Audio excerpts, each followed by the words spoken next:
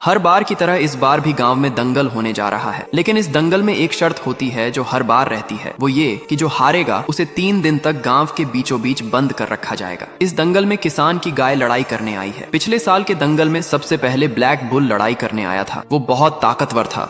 जब वो दहाड़ता था तो कोई भी उसके सामने आने की हिम्मत नहीं करता था। सिर्फ किसान की गाय ही थी जो उसे चुनौती देने आगे आई। ब्लैक बुल और किसान की गाय आमने सामने खड़े होते हैं। घंटी बजते ही दंगल शुरू हो जाता है। ब्लैक बुल बहुत ही खतरनाक था। उसने किसान की गाय को उठाकर जमीन पर पटक दिया। किसान की गाय वहीं जमीन पर दम तोड़ देती है।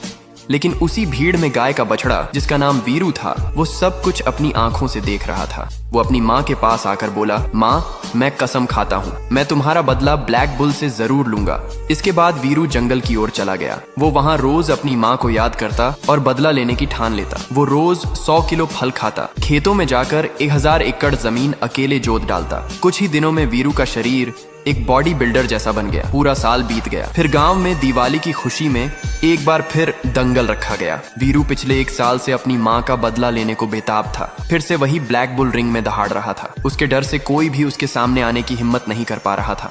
तभी वीरू आगे बढ़ा, इतना ताकतवर कि अकेले ही 50 रेड बुल को हरा सकता था। लड़ाई के लिए दोनों आमने सामने हुए। वीरू ने अपनी माँ को याद किया और ब्लैक बुल को पकड़कर जमीन पर इतनी जोर से पटका कि ब्लैक बुल वहीं मर गया।